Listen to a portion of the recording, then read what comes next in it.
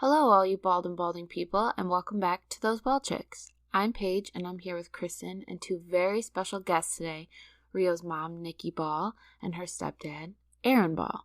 We are so incredibly honored to have you both here and really look forward to getting to know more about Rio, your family, and your incredible organization, Rio's Rainbow, during this conversation. Before we get started, we wanted to give a content warning in the beginning of this, as there will be discussions surrounding suicide and bullying. We want to make sure that you know beforehand and to take breaks if needed. Your mental health and well-being matter. In this episode description, we will also have helplines available and listed. Please always remember that balding people are beautiful and badass, and you are more than enough. So thank you so much for being here, Niki and Aaron. We're so excited. Thanks for having us. Yeah, we are so excited to actually see you and meet you. We know all about you, but we're finally face to face, kind of. Yeah. Right, kind of. But yeah, if you want to take us through your family, kind of let us get to know you a little bit more. And yeah. Well, me and Niki met at work a little over, about 4 years ago, close to 4 years almost. 5 years ago that we met. Yeah. Yeah. Well, 4 years together. And we were a blended family immediately.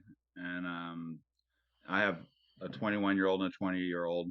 And then I had Rio and Avery. And as far as like getting that to like mesh together was almost immediate. Like, really? Yeah, it really was.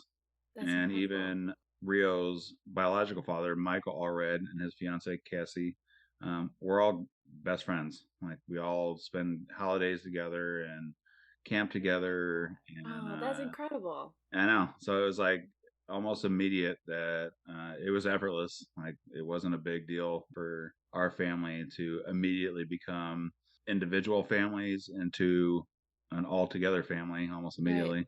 That's incredible. I feel like you don't hear that often. No. So to hear that, that's pretty incredible. You became just a unit automatically. Mm-hmm. Let me say this right. Elkhart, right? That's how you say it. Elkhart, Yes. Indiana. You obviously met in Elkhart, Indiana. Mm-hmm. What is so special about Elkhart, and what is some of the stuff that Rio loved about her hometown? I mean, I was born and raised here. That's really the only special thing about it. Like, at least for me. Yeah, right. Like, Elkhart, but there's, my whole family's here. At least most of them. Like, most of them are here. Rio was born here. We moved to Michigan for a few years, but came back. And we all needed to come back. There were less people there. And we're very much, it takes a village mentality. And absolutely. So when we came back, I think it was just so good for my girls and I. Yeah. And just being around our people again and friends and family. And I think that both girls, even though Avery was real little and Rio was about 8 or 9 when we moved back, and she ended up going to school where I had gone to school, and she did really great there and got really good grades. She was in the pet program like instantly. Oh, okay. She loved school Yeah. then in elementary. Like, right. I mean, I think most kids do, but. When you moved to Michigan, how long were you in Michigan for? 3 or 4 years. Were you really? Couple years, yeah. Where did you move in Michigan? Saugatuck area. Yeah, I know exactly. I live in Michigan. Yeah, absolutely. Saugatuck is very cool. Cool. Up there. Absolutely. It was super fun. Yeah, that's awesome. But it was just lonely. We got very lonely up there, and especially if none of your family's there. I completely understand that. We had a little bit, but it was chaos. Yeah, that's a big change. And I will say this. I will say this about Elkhart is for all this, she's right. We didn't have much of opinion. It was just a town that we lived in. Yeah. Since then, we're proud of Elkhart. Like, they've showed up and showed out for a lot of things that we've been showing a brighter side to Elkhart, and which kind of like reflects that probably most towns have a brighter side if you ask, Absolutely. So we have asked a lot out of our community and they've responded. That's awesome. Yeah, maybe my answer was a little callous. Some people don't like their hometowns. That's true. The drivers around here are the absolute worst, let me tell you. Oh my gosh. I know. I live in like the Metro Detroit area, and Dearborn is like notorious for terrible, terrifying drivers. So I get it. So we also want to hear more about Rio because, we don't know much about her, and we want to know what she loves, what her hobbies were, and then also what made her sparkle. She was just such a little firecracker and very animated. I mean, her hands, she would do this like whenever she was talking. It was just a lot of moving around and a lot of hand gestures and very, oh, if she was reading a book or watched or anything, you were going to know absolutely every single detail. It was going to take about 4 hours to get the whole story out, and just very, very intuitive and very inquisitive and just so smart. I mean, she was 7 or 8-ish, and she read Black Beauty in a day. Wow. Like, and I'm not kidding. Like, people look at me like I'm crazy when I say that, and I'm like, okay, you weren't there because I watched it happen. That's so And wild. she just absolutely brilliant, and she was a great writer. Like, she loved to write stories. She was very good at art. She loved Harry Potter. She loved Star Wars. I mean, just your perfect nerdy little wizard baby is. Absolutely. And she'd flaunt it. You know, she would even in the midst of her alopecia was still so, blasé and just, I got this. And herself and yeah. Oh, so much. If anything, it like brought that out even more, especially once we shaved her head. Like, she was just too good. Yeah, absolutely. Too good indeed. So the rainbow, Rio's rainbow, was there a specific reason why you chose a rainbow? With you talking about her personality, I feel like that kind of plays into that. Yeah. Oh, absolutely. So that originated from preschool. And all of the kids had little nicknames, and she was Rainbow Rio. So it was like, whatever like letter went along of something that went with their name, and hers was Rainbow Rio. And that just stuck. Yeah. And with how you describe her personality, that just is very fitting. I love that, though. She loved Harry Potter. I'm a huge Harry Potter fan. Yeah, big fan of that. Very big nerd. Yeah. Absolutely. Here's my wand. Oh my god! That's incredible! Well, do you have Is it up here too? No. I love it! Oh, that's so incredible! Yep, see, my kind of people. That's so great, though, that she kept that when she got alopecia, though. I feel like that is very telling of her personality. Just because we know with alopecia, it's such a big thing happen to someone, because it can, you can't recognize yourself without your hair and stuff like that. So to hear that she was still herself is That's huge. incredible. Yeah. Outwardly, it was irrelevant to her. Like, she didn't, it was the same thing as her not being able to find a pair of shoes. Like, Really? Yes, outwardly, she did not change what kind of person she was. She just rolled with it. Like, it didn't really change the person that she was. And she was always very, very true to herself. Like, what she was into was important to her. Yeah. Her friends were important to her. Her family was important to her. And anything outside of that wasn't really a big deal. It was more the other people's reaction to her. Yeah. She would have been just fine being who she was. She did not care. It was more outside influence that really hurt her. Right. Yeah. When she found out about her alopecia, how did that happen? How did you guys start noticing her alopecia? So it was December of 2020. It was around Christmas time that I noticed about right here, like right at the top of her head, this little bald spot. My girls that year, our schools here, they did hybrid learning. So they could go to school a couple times a week and then e-learning a couple times. And with our work schedules, and it was Avery's kindergarten year, it wasn't going to work. Yeah. So we did 100% e-learning. So they were home, and they both did, especially Rio, she did great with it. And so they were home, and it was during Christmas break, though, that I noticed it. And I asked her, I was like, hey, Peanut, are you... like, you've got a little bald spot right there. Are you, like, maybe pulling your hair out? Yeah. Like, just not, you might not even know you're doing it. Like, just kind of... nerves or something. Yeah. Yeah, absolutely. I was like, we've all had an awful year. So, like, it's totally understandable. Like, I just, like, you're not in trouble. Like, because she kind of looked at me like, oh, my gosh, Right. And she's, no. And so I showed my stepmom, and she was like, take her to the doctor. And, of course, getting into a doctor during that time was a lot of fun. We quit using her Head and Shoulders because she was using that because she'd get dandruff sometimes real bad in the winter. And because we thought maybe like that's just too much chemical. Yeah. Made her a doctor's appointment, and I believe it wasn't until we couldn't get her in until like February-ish, around there. And her primary, because we didn't have a dermatologist at the time, so you need a referral to go to the dermatologist from your primary. And so I took her to her primary. She was kind of like, I can't diagnose that, but to me, that's what it looks like. Yeah. And at this point, I knew what alopecia was. I hadn't really thought about it until like it hadn't affected me since I knew a girl in high school that had alopecia. Oh, okay. I did know what it was, but had never experienced it since then. And so I kind of already figured like and by this point now it's fallen out even more. Yeah. So we got blood work done too, because the doctor was like, I'll send you for that at least. And then you'll get the call from the dermatologist. And we went for blood work. It all came back normal. I got the call from a dermatologist. It was the weirdest phone call I've ever had. This lady was...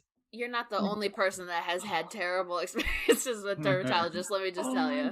Gosh, this lady, it must have been her first day or something. She was very rude and was just like, basically told me what day, what time, didn't tell me where. Like I knew the clinic, but if you Google that clinic in Elkhart, there's like 7 of them.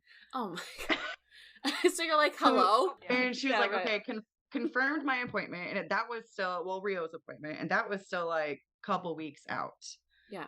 And so finally, like we get to go to the dermatologist. And I thought it was weird. I didn't get a confirmation email. I didn't get a confirmation phone call. I was like, that's kind of weird. Normally that happens. Right. And so we go to the doctor's appointment and the lady's like, no, she doesn't have an appointment today. And I was like, what? And so she looks and she was like, oh, it looks like it was confirmed and then canceled like at the same time. What? So I'm like, as if there's not enough stress during that time too, right? Right. And like this place isn't close. Like it was about a 30-minute drive. That's not bad. But so Rio and I, we had a great day. We ended up, going to lunch and we went to a museum. Like we had a really great day. But now we're pushed off from having answers even more. Right. Finally, we got in to see the dermatologist, and she was in the room for 45 seconds and was like, oh, that's alopecia areata.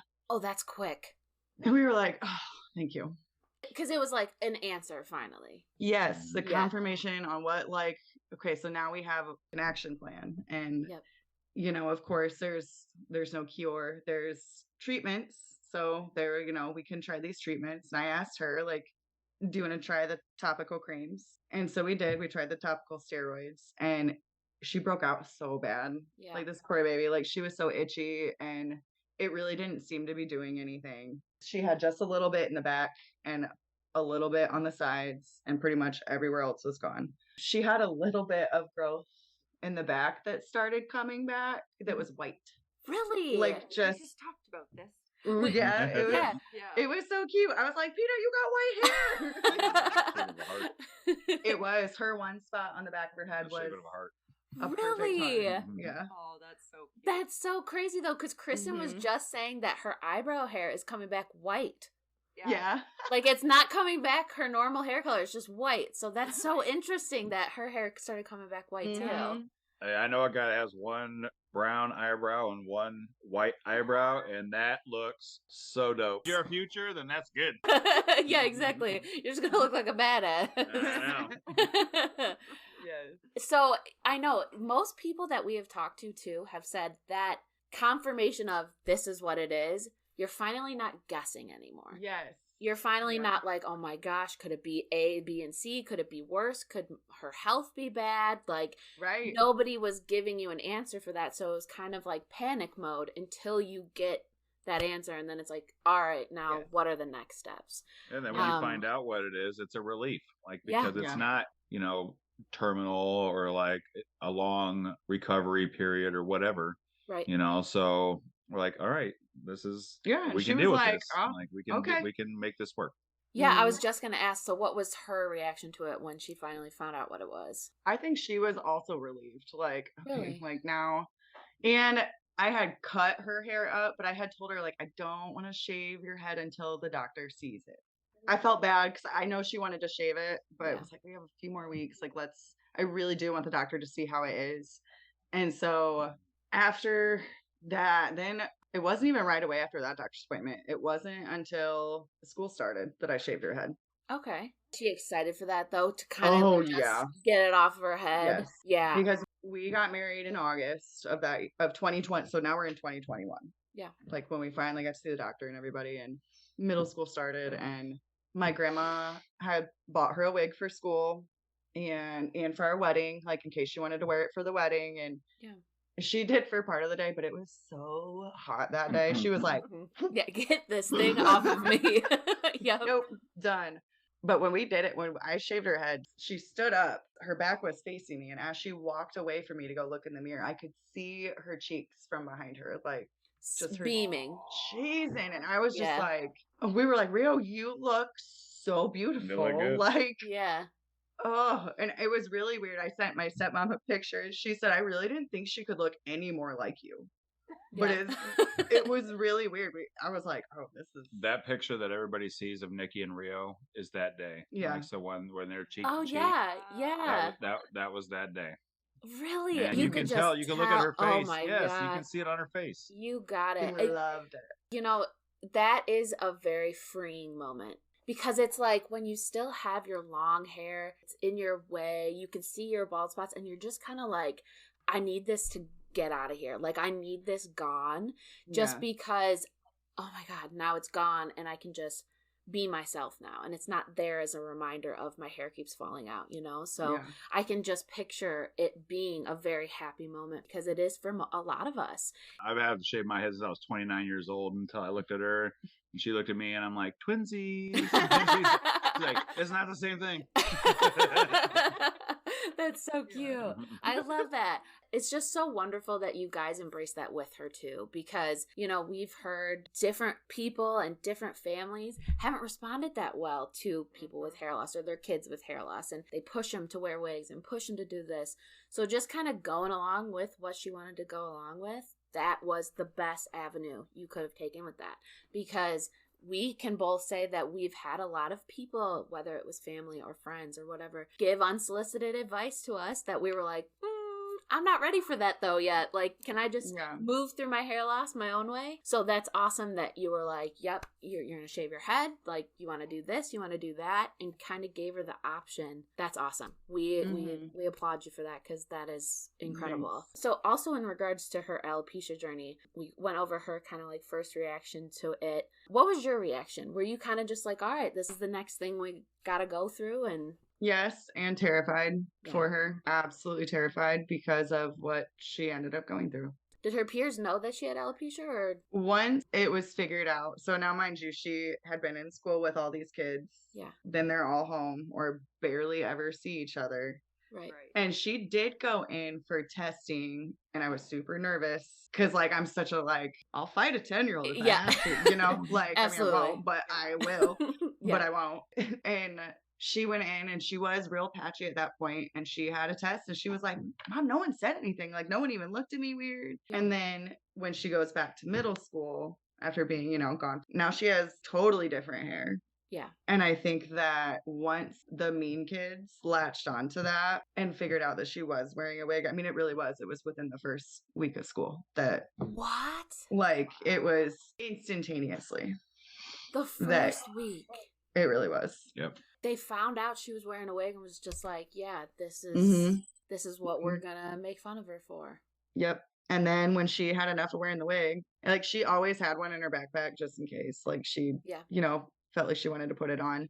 Absolutely. But once we shaved her head, she went in like, now what? Right. And then it was the Mr. Clean jokes and the naked mole rat jokes and the bug-eyed alien. Like, she had these big, beautiful blue eyes. And she was just relentlessly attacked about it. So when that first started happening, did she come to you right away like, hey, this is what's going on? Yeah. Really? Yeah. It was more like some of her friends, like, or at least people that she thought were friends. Because at first it kind of seemed like those other didn't bother her at first. She then had to, like, kind of go through that. And I think it probably would have happened even without the hair loss. That's just a normal beginning of middle school thing. Yeah. Where, like, you kind of got to figure out who your people are again. Right. And she was kind of struggling with that. And then it just got worse with all these other kids. And it's really hard, right? Because you were coming from 2020 when you were, not in school, and then the whole e-learning, Yeah. and Yes. then going back into school. So to find those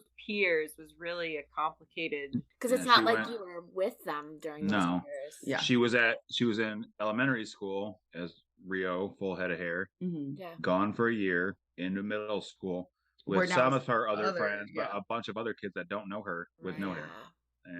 And all these kids are, after COVID, or they have to relearn all things social. Like they don't know how to behave anymore or how to interact with each other anymore. I mean, almost like a Lord of the Flies type mentality, where they don't know, they're just acting on instinct, and sometimes those instincts weren't good, and it definitely wasn't good for Rio. Right. So when she came to you and talked about it, were you like, all right, like, what do you want to do? Could you have the choice of going back to e-learning, or was it like everybody is back in full force in school? Everyone was back full force. Okay.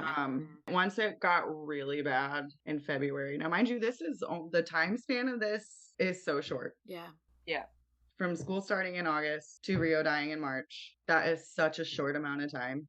Right. And it just escalated so fast. And in February, when it got to the point where I picked her up after work one day and she just lost it. Like, she had the biggest meltdown in the car, and she was cussing, and like Rio, at least not around me. She was good at reading the room. I taught her well on that. But she just let it out and was so upset. And I was just like, okay, this is not okay. Like, right. I thought we had an okay handle on it, but it was not okay. And so we gave her a choice then to switch schools, stay, or do like a homeschooling sort of situation, which I don't know how that would have worked because she was way smarter than me. So, and we told her, like, don't rush that decision. Absolutely. And so we kind of gave her the rest of the week and that weekend, and she said, I think it was that Sunday, maybe it was even Monday, that she was like, I want to stay. I don't want to leave my teachers. I don't want to leave my friends, and I don't want to let them win. Yeah, absolutely. Because it's like, with not being in school for 2020, then going back and then being like, well, do you want to leave again? She was probably like, no, because I was just away from all of my friends for years. Yeah. So it makes sense to why she wanted to stay. And I love the whole, I don't want to let them win, because, a lot of us have dealt with bullying. I know Kristen did when she was in school with alopecia. So like, not wanting those kids to kind of have control over your life, you don't want them to. So I understand that decision and what she made. Absolutely. Mm-hmm. It's a hard decision for a 12-year-old to make. That's like, what so I was going to say. To make that? I mean, I could feel it off her, like, you don't know what the right answer is, so you just pick something and you just go with what's comfortable for you and what's familiar for you. And Rio stood up for other kids. Like, she sent emails to her own teachers for other kids that she felt were struggling and might need some help. Really? Yes, she did. Wow. I remember someone saying that at the funeral, that she was always rooting for the underdog. She was always ready to be there for someone that was the underdog and to ride with them and just to be like, got your back. Mm-hmm.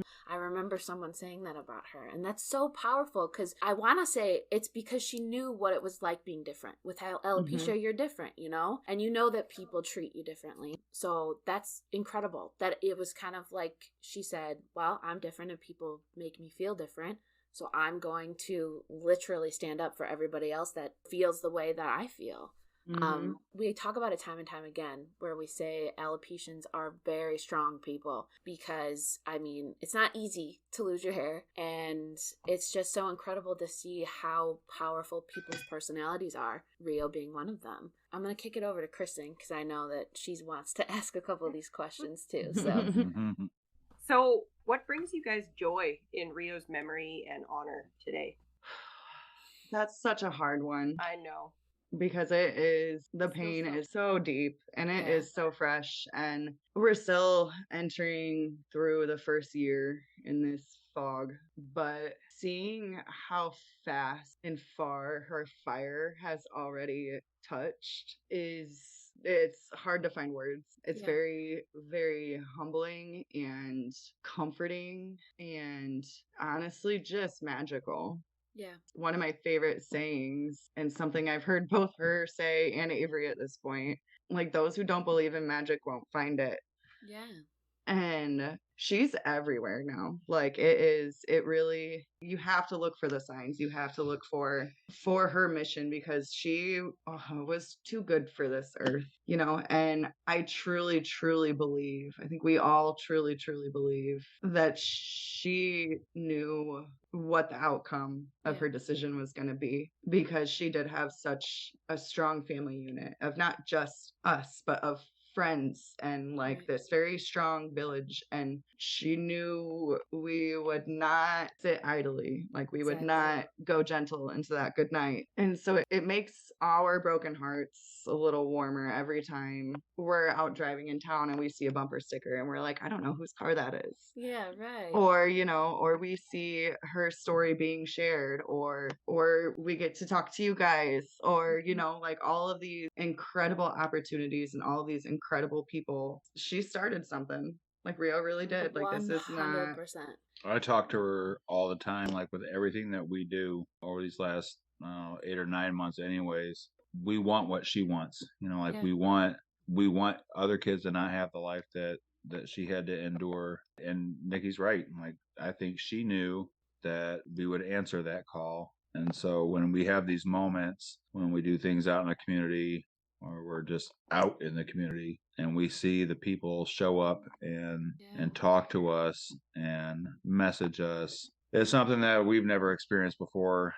And there's a lot of people who don't just feel for us, but want to help, want to do stuff. I think one of the most powerful things too is your organization is not only helping people with alopecia. It didn't just stop there. It's literally showing how people with differences, visible or invisible, whether you hide it or show it, we are easily targeted to get bullied. Your organization in itself is going to help so many people, and she has helped so many people. How many people I don't even know that have reached out to us about that have talked to us about it, that have felt moved to talk to their school systems, and like things you guys probably don't even see because it's happening in other states and other places and behind the scenes. It gives me chills and it makes me so emotional because it's such a big thing you guys are doing, and it's everything and more. And we can't tell you how happy it makes us that you guys just took the ball and ran with it, and you said, listen, this isn't gonna be the end all be all on that day. Like, we're going to make a change, and that is powerful, and that means the world to our whole community and people who just have differences in general. And we can't thank you enough for it, because that means everything to us. And I know that means a lot to Kristen, because she was young. She was 13 when she got alopecia and was going through her school system and everything. So like, to see the changes you're making now for kids that didn't get that when they were younger, like Kristen did, is huge. It's huge. So we can't tell you how much we love you guys. Honestly, we can't tell you how much we love everything you're doing. And we also cannot wait to hear everything that you are doing with the organization. So we're going to skip to that one because we're so excited to hear everything you've been doing. Next week, February 9th, will be part 2 of 3 for this episode. Thank you so much for tuning in. Until next week, folks, Bald Peck out.